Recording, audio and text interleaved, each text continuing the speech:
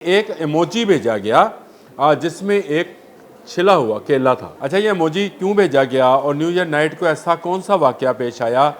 Call girl Ruma कौन है? ये वो बात है जिसको बहुत सारे तफ्तीशी और बहुत सारे मीडिया वर्कर्स, जो मीडिया के लोग हैं, मुसलसल नज़रअंदाज कर रहे हैं। जानबूझकर शायद ये ऐसा कर रहे हैं क्योंकि सारे केस की गुत्थी इसके अंदर बंद है। यही रोमा मुस्तफ़ा आमिर ने भी कॉल की किसी, और उसने मुस्तफ़ा आमिर को सारी स्टोरी बताई। अब ज़राए के मुताबिक ये स्टोरी मुस्तफ़ा आमिर ने सुनी और इसको खूब इंजॉय किया, और उसके बाद उसने एक छिले हुए केले की इमोजी भेज दी। किसको? अपने ही कातल को। और नशे की हालत में ये इमोजी वसूल करने वाले ने अपने दिल में ये बात बिठा ली कि मेरा राज फाश हो गया। बिस्मिल्लाहिर्रहमानिर्रहीम। बोलते कालम के साथ मैं Aamir Razan. Mustafa Aamir case high profile ही नहीं बल्कि बहुत ज़्यादा हाई प्रोफाइल होता चला जा रहा है, और यहाँ पर कैलिफोर्निया तक और ईरान तक जो है धूम है, क्योंकि वीड जो है जिसको काली वीड कहते हैं वो या ईरान से आती है या कैलिफोर्निया से आती है। लेकिन मेरे आज के बोलते कालम का मौजू ये नहीं है। मुस्तफ़ा आमिर कत्ल क्यों हुआ, सारी गुत्थी इसके अंदर है कि एक इमोजी भेजा गया जिसमें एक छिला हुआ केला था। अब समझ सकते हैं। अच्छा, ये इमोजी क्यों भेजा गया और न्यू ईयर नाइट को ऐसा कौन सा वाकया पेश आया? कॉल गर्ल रूमा कौन है? ये वो बात है जिसको बहुत सारे तफ्तीशी और बहुत सारे मीडिया वर्कर्स, जो मीडिया के लोग हैं, मुसलसल नज़रअंदाज कर रहे हैं। जानबूझकर शायद ये ऐसा कर रहे हैं क्योंकि सारे केस की गुत्थी इसके अंदर बंद है। इस केस की गुत्थी की ये लिंक जो है, ये क्यों जो है, ये जो कांटी है, ये मुझे मिली वॉइस ऑफ अमेरिका से, जिसने लिखा कि एक इमोजी ने मुस्तफ़ा आमिर का कत्ल करा दिया।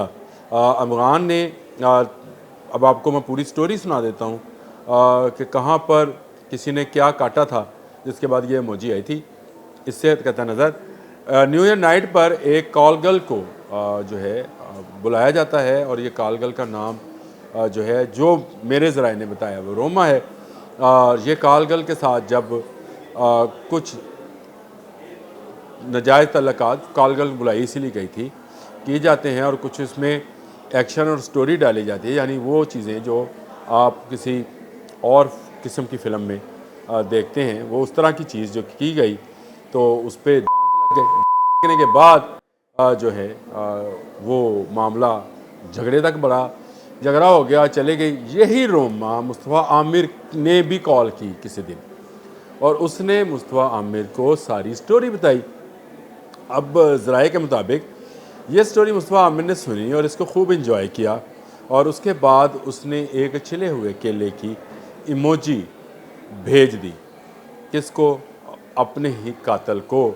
और नशे की हालत में ये इमोजी वसूल करने वाले ने अपने दिल में ये बात बिठा ली कि मेरा राज फाश हो गया, और मैं अब ना रोमा को छोड़ूंगा, ना इस मुस्तफ़ा आमिर को छोड़ूंगा, क्योंकि मैं तो बहुत अमीर आदमी हूँ कि मेरे पास तो करोड़ों रुपए हैं, मेरे पास डिफेंस में घर है, और मेरे पास जो है अपने घर के बाहर एक सरकारी अदारे की नेम प्लेट लगाने का भी इख्तियार है। ये इस पर मैं अलग से जो है वो ज़रूर वीलॉग करूँगा, या बोलते कालम लिखूँगा, या बोलूँगा। लेकिन ये रोमा जो है इसका बताया हुआ जो भी वाक़या था, उस पर मुस्तफ़ा आमिर ने केले की इमोजी भेज दी, जिसका गुस्सा जो था कातल को था, और उसने उसी रंज में मुस्तफ़ा आमिर को बेदर्दी के साथ कत्ल कर दिया। जिस तरह से डंडे मार मार कर कत्ल किया, और जिस तरह से उसकी लाश को लेके जाकर जलाया, और जलाने के बाद एक और काम किया उसने, उसी कॉल गर्ल को दोबारा बुलाया अपने घर। अब तफ्तीशी इस तक गए हैं या नहीं गए हैं, लेकिन हमारे ज़राए इस बारे में ये कहते हैं कि कत्ल करने के बाद एक पार्टी की गई जिसमें शराब भी था, शबाब भी था, कबाब भी था, ये तीनों चीज़ें थी उसमें। और उसमें रोमा के साथ जो है बदसलूकी, अब मैं इसको जिनसी तशद्दुद को क्या कहेंगे, बदसलूकी कह सकते हैं, वो भी की गई। और ये बदसलूकी का नतीजा ये निकला कि रोमा जो है वो अब किसी बयान पर आ नहीं रही हैं। हालांकि पुलिस को ये बात पता है कि जो अफगान था उसने किस तरह से ये सारा मामला किया, लेकिन ये केस को मीडिया में क्यों दबाया गया ये हैरानकुन था। वॉइस ऑफ अमेरिका ने क्यों ये लिखा कि एक मुजी आमिर मुस्तफ़ा के कत्ल की वजह बनी। जब मैंने अपना राब्ता बढ़ाया, अपने सोर्सेज तक मैंने ये बात पहुंचाई और उनसे कहा कि असल क्लू तो इसके अंदर है कि असल वाक़या था क्या। वीड के जो पैसे थे उसका झगड़ा नहीं है, किसी और मार्केट का, जिस तरह से आप कहते हैं किसी यूनिवर्सिटी कॉलेज का कोई झगड़ा था, वहाँ के गाहक लेने का झगड़ा था, वो नहीं है। जो अदाकार साजिद हसन के बेटे हैं उन्होंने भी बता दिया कि इस सारी कार्रवाई के बाद, कत्ल के बाद, इसके मंजर आम के आने के बाद कुछ लोग भाग गए और इससे जो आमदन है वो 50% रह गई वीड की, वीड बेचने की, क्योंकि यूनिवर्सिटी और कॉलेज के बच्चे उसी मकसद के लिए इस्तेमाल करते हैं जिस मकसद के लिए उस दिन जिस दिन ये वाक़या पेश आया न्यू ईयर नाइट वाला, अफगान ने रोमा के साथ जो भी सलूक किया, या रोमा ने, ये कहना तो ये चाहिए कि रोमा ने अफगान के साथ क्या सलूक किया, लेकिन एक छिले हुए केले की इमोजी किसी की जान भी ले सकती है। ये मुस्तफ़ा आमिर केस में हमें पता चला।